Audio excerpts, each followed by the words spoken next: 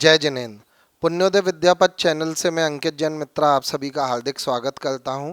पूरे देश में श्रावक संस्कार शिविर जो कि अशोकनगर में होने जा रहा है, 32वां श्रावक संस्कार शिविर जगत पूज्य मुनिपुंगव श्री सुधा सागर महाराज जी के मंगल सन्निधि में इतना बड़ा आयोजन होने जा रहा है, जिसमें ऐसा अनुमान है कि लगभग 5,000 शिवरार्थी इस बार यहाँ अशोकनगर की धरा पर आने वाले हैं और वो अपनी धर्म साधना 10 दिनों तक 10 लक्षण व्रत में करेंगे। आज हम बात कर रहे हैं दो ऐसी शख्सियत से जिनको इस श्रावक संस्कार शिविर के पुण्यार्जक परिवार होने का सौभाग्य प्राप्त हुआ है। मेरे साथ हैं संजीव भैया जी जो कि श्रृंगार परिवार से हैं और मेरे साथ में शालू भैया जो कि भारत परिवार से हैं। आप दोनों की जोड़ी मित्रता का एक बहुत बड़ा उदाहरण है, क्योंकि दोनों परम मित्र हैं। दोनों का उठना बैठना पूजन अभिषेक सब साथ में होता है। दोनों जगत पूज्य के जब दर्शन करने या किन्हीं भी मुनिराज के दर्शन करने जाते हैं तो साथ में जाते हैं।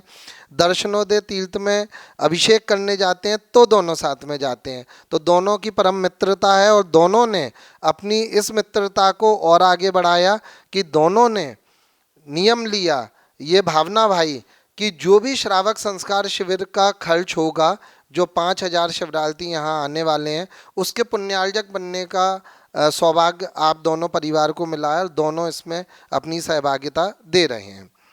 मित्रता ऐसी भी होती है कि जब जगत पूज्य के आहार हुए तो दोनों परिवार के यहाँ एक एक दिन आगे पीछे आहार हुए। इससे आप अंदाजा लगाएं कि इनकी मित्रता कितनी घनिष्ठ होगी। आइए पहले मैं संजीव भैया से जानना चाहता हूं कि संजीव भैया, आपके परिवार का कैसे मन बना कि आपको इस शिविर का पुण्यार्जक बनना है।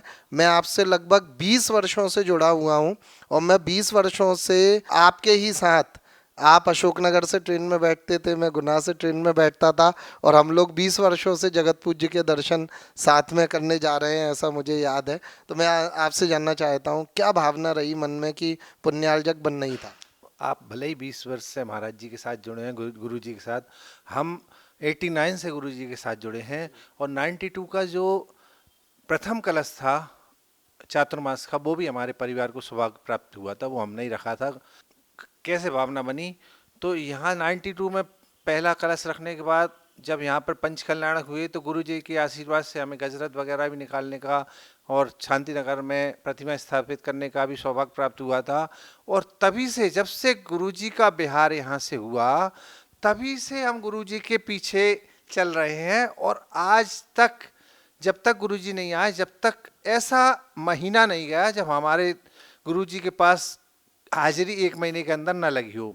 और एक ये हमारा बहुत बड़ा सपना था, ये मतलब हमारी ज़िंदगी की पूरी, अगर हम बोलते कि ज़िंदगी में जो कमाए वो सारा गुरु जी के चरणों में अर्पित हो जाए, तो हम उसमें भी पीछे नहीं हटने वाले थे। तो ये हमारी भावना बहुत ज़्यादा थी। और उसमें ही हमारे भाई, जैसे भाई ही है, ये छोटा भाई है, भले ही दोस्त भी है लेकिन छोटा भाई है, लेकिन इतना अच्छा समर्पण इसका भी है कि गुरु जी के चरणों में जब केसली में बात उठी कि आप लोग क्या करोगे, प्रदीप भैया जी ने बोला, गुरुजी तो किसी से कुछ बोलते नहीं है, गुरुजी तो अपने अपने आप में मग्न रहते हैं। तो जब प्रदीप भैया ने बोला गुरुजी को तो ले जा रहे हो, आप क्या करोगे, तो हमने बोला कि कोई नहीं, हम सबसे पहले श्रावक संस्कार शिविर का जो भी कार्यक्रम है, वो जो भी उसमें खर्च होगा, जो भी होगा, हम दोनों भाई उठाएंगे। जी, मैंने अकेले ने बोल दिया, इससे मैंने पूछा भी नहीं है कि क्या कर रहे हो। ये सबसे बड़े आश्चर्य की बात है।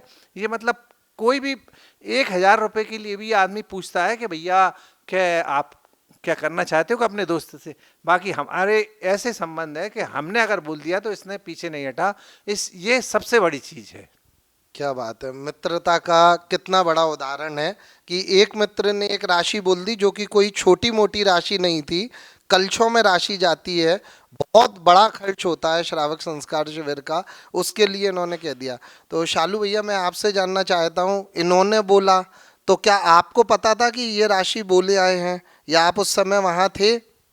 मैं थोड़ी देर बाद वहाँ पहुँचा, तब भैया ने बताया कि मैं राशि बोल दी है शिविर के लिए, तो मैं 1 सेकंड में हाँ कर दिया बिना कुछ सोचे समझे, क्योंकि गुरुजी को हमको अशोकनगर लेकर आना था।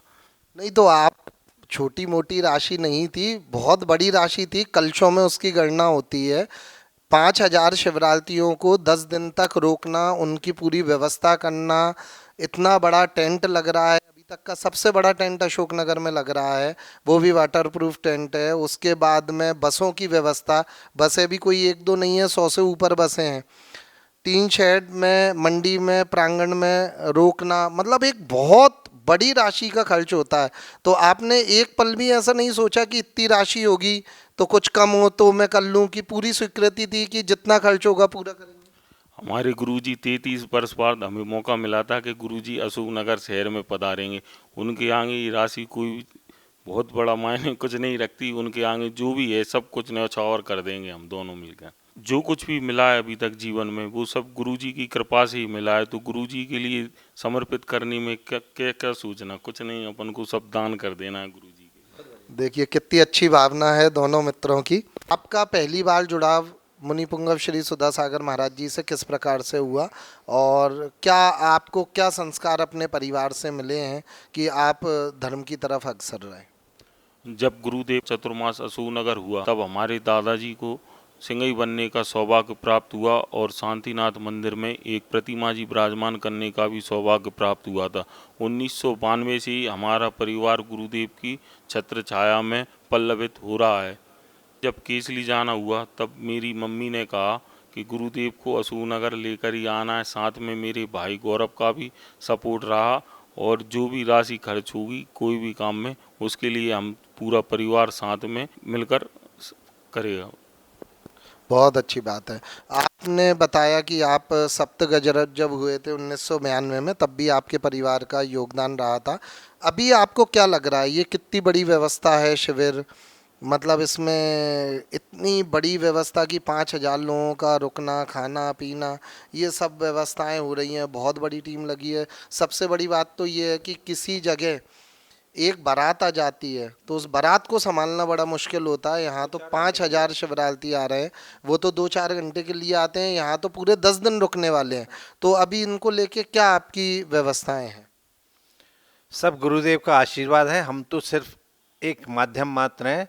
गुरुदेव के आशीर्वाद से सारी व्यवस्थाएं चाक चौबंद हो चुकी हैं और बाकी जो रह गई हैं वो भी हो जाएंगी। हमारे लगभग 20 टीमें अलग अलग हमने बांट दी हैं, वो अपना कार्य सुचारू रूप से कर रही हैं और बहुत जिम्मेदारी से और अपनी पूरी भावनाओं के साथ कर रही हैं। इसलिए कहीं से कहीं तक हमें इस प्रकार की कोई समस्या नहीं आना चाहिए। गुरुदेव का आशीर्वाद हमारे ऊपर सबसे ज़्यादा है।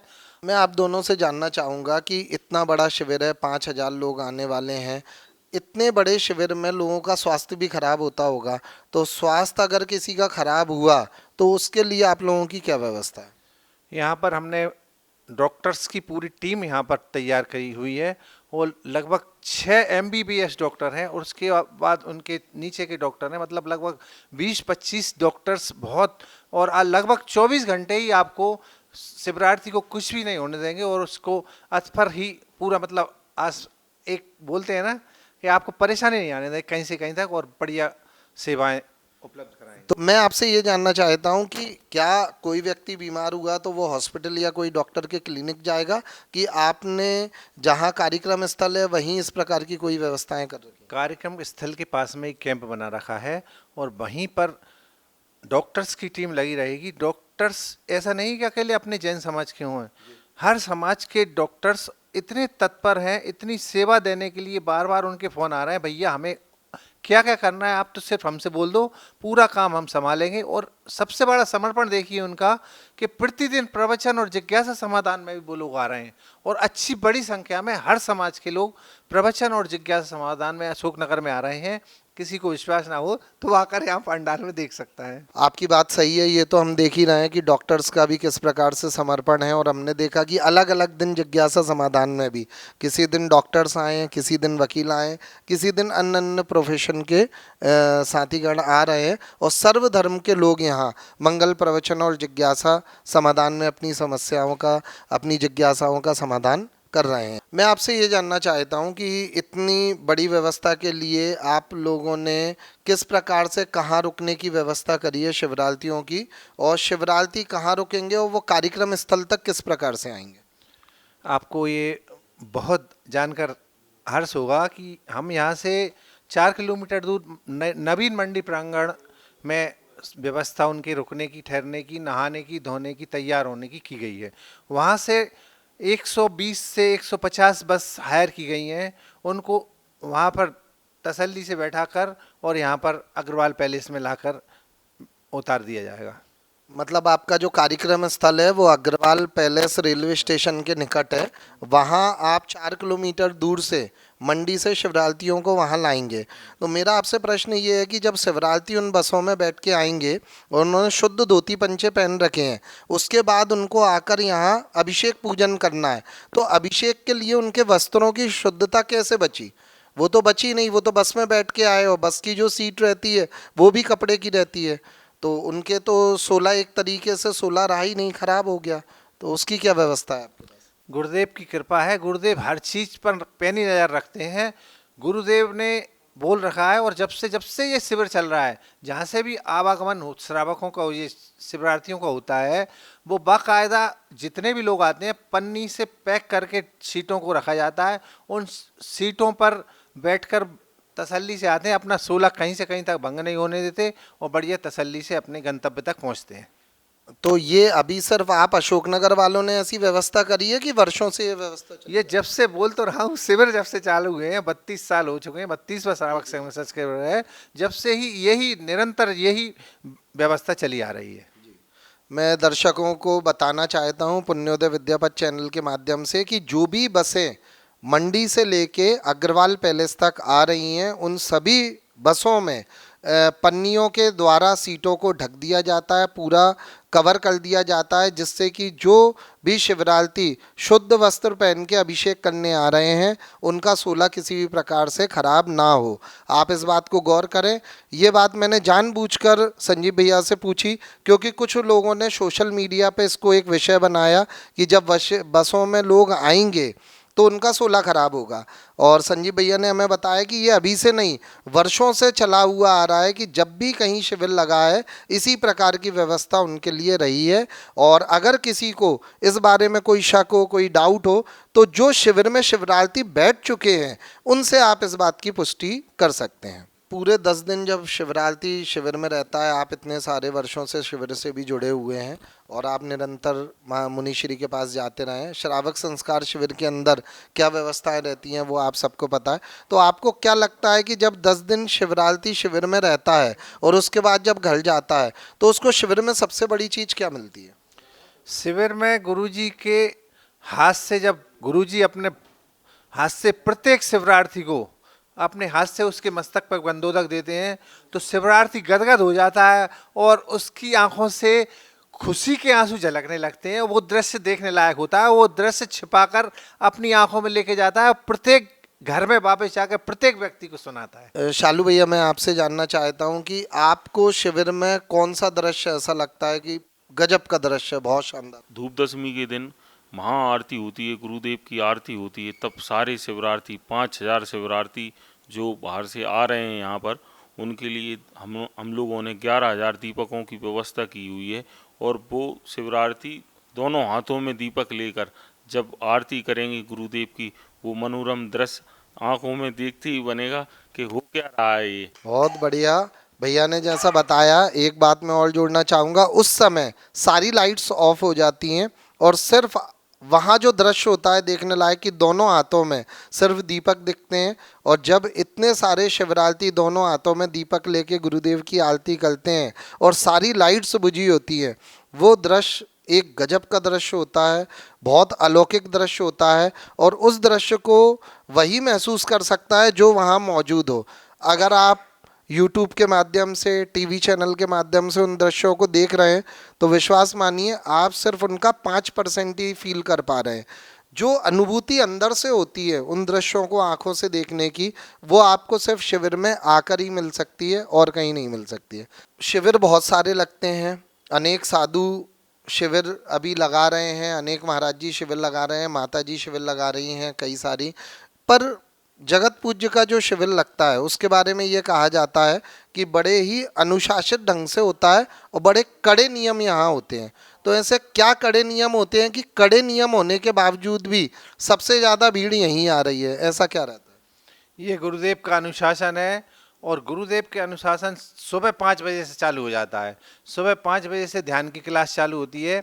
उसमें शिवरार्थी सिर्फ और सिर्फ शिवरार्थी रहते हैं, वॉलेंटियर्स की तक भी अनुमति अंदर प्रवेश की नहीं रहती। उसके बाद पूजन, शांति धारा पूजन, और उसके बाद अपना प्रवचन होता है। उसके बाद एक दृश्य आपको देखने मिलेगा, प्रवचन के बाद जब ये लोग अपने आहार के लिए निकलेंगे तो आपको ऐसा लगेगा कि कितने अनुशासन में 5,000 लोग हैं कि वो बाहर निकलेंगे। तो बाहर जो श्रावक लोग उनको लेने खड़े हुए हैं तो वो मौन पूर्वक जाएंगे, और श्रावक अलग अलग घरों में, यहाँ पर 2-2.5 हजार घरों की समाज है, तो यहाँ हमें किसी प्रकार की परेशानी आने वाली नहीं है। वो बढ़िया जाएंगे और किसी प्रकार की आपसे मांगने का नहीं है, वो मौन पूर्वक ही जाएंगे, सिर नीचा करके जाएंगे, वहाँ पर बैठेंगे, आपने जो दिया उसको ग्रहण करेंगे और वापस आ जाएंगे। वापस आकर पांडाल में जो व्यवस्थाएं हैं, दोबारा से गुरुजी की क्लास लगेगी। क्लास के बाद गुरुजी प्रश्नोत्तरी करवाएंगे। शाम को 6 बजे जिज्ञासा समाधान होगा, और उसके बाद फिर से और अन्य ब्रह्मचारी भैया की क्लास वगैरह लगेगी। मतलब उस समय तक यहाँ के शिवरार्थी टोटल अनुशासन में ही दिखेंगे। और सबसे बड़ा अनुशासन आप देखिए, आज के डिजिटल जमाने में कोई किसी भी चीज़ को छोड़ सकता है, लेकिन मोबाइल को नहीं छोड़ सकता है। मोबाइल को तो पहले ही दिन ले लिया जाएगा, और मोबाइल तो छोटी मोटी चीज़ है। जो व्यक्ति आएगा उसका पूरा बैग पैक करके अंदर रख लिया जाएगा, और जो हमारे द्वारा कपड़े दिए जाएंगे, वस्त्र उनको प्रदान किए जाएंगे, वो ही पहनेंगे। और उसके बाद आखिरी दिन जब जुलूस निकल जाएगा उसके बाद वो हमें वस्त्र वापस करेंगे। इतना कड़ा अनुशासन है यहाँ पर। इस बीच में मतलब उनका पूर्ण रूप से गृह त्याग रहेगा। टोटल आप ये देखिए, यहाँ की 2,500 घर की समाज है, तो 2,500 घर की हमारी बहनें, माताएं बहनें इतनी आतुर हैं। और वास्तव में ये लोग जो आ रहे हैं वो कोई छोटे मोटे लोग नहीं हैं। करोड़पति, अरबपति और प्रशासनिक अधिकारी, सभी तरह के लोग यहाँ पर आ रहे हैं, और वो सारी चीज़ें घर त्याग करके सब छोड़ कर आ रहे हैं। तो यहाँ की जो हमारी महिलाएं, माताएं बहनें हैं, वो ये कह रही हैं कि हमें 1 या 2 शिवरार्थी तो मिल जाए। यहाँ पर देखना आप, एक एक शिवरार्थी के लिए लोग तरसेंगे, और बहुत ज़्यादा आपको देखने मिलेगा। उन टीम से भी बात हुई जो इस प्रकार के रजिस्ट्रेशन कर रहे हैं और संकल्प पत्र घर घर ले जाने के लिए करवा रहे हैं। मैं आपको बता दूं, अशोकनगर में जैसा भैया ने बताया कि 2,500 घर हैं, और मान लीजिए अगर 5,000 शिवरार्थी आते हैं, तो अगर एक घर सिर्फ 2 शिवरार्थी को भी ले जाता है तो भी यहाँ सबकी आहार व्यवस्था की पूरी पूर्ति हो रही है। और एक युवाओं की बहुत अच्छी टीम, मैं आपसे नाम जानना चाहूँगा, क्या नाम है उनका? विद्या सुधामय संगठन है इसका नाम, विद्या सुधामय संगठन। अभी हमने कुछ दिनों पहले जिज्ञासा समाधान में भी देखा कि उनके द्वारा एक संकल्प पत्र का लोकार्पण हुआ, उद्घाटन हुआ, और वो पत्र यहाँ भरा जा रहा है महिलाओं के द्वारा कि वो अपने घर ले जाके आहार कराएंगे, जितने भी शिवरार्थी रहेंगे उनको। इस प्रकार की व्यवस्था यहाँ बनाई जा रही। पुण्योदय विद्यापथ की टीम की तरफ से मैं अंकित जैन मित्रा आप दोनों का बहुत बहुत धन्यवाद देना चाहता हूं, और आप दोनों की पुण्य की अनुमोदना करना चाहता हूं कि भारत परिवार से शालू भैया और श्रृंगार परिवार से संजीव भैया हमारे साथ थे। आप दोनों की बहुत बहुत पुण्य की अनुमोदना कि इतने बड़े शिविर जिसमें 5,000 शिवरार्थियों की आने की उम्मीद है, उनका पूरा का पूरा पुण्यार्जन आपके द्वारा किया जा रहा है। निश्चित ही ये बहुत सौभाग्य के क्षण है आपके परिवार के लिए, और हम आप दोनों के परिवार के पुण्य की बहुत बहुत अनुमोदना करते हैं। जय जिनेंद्र।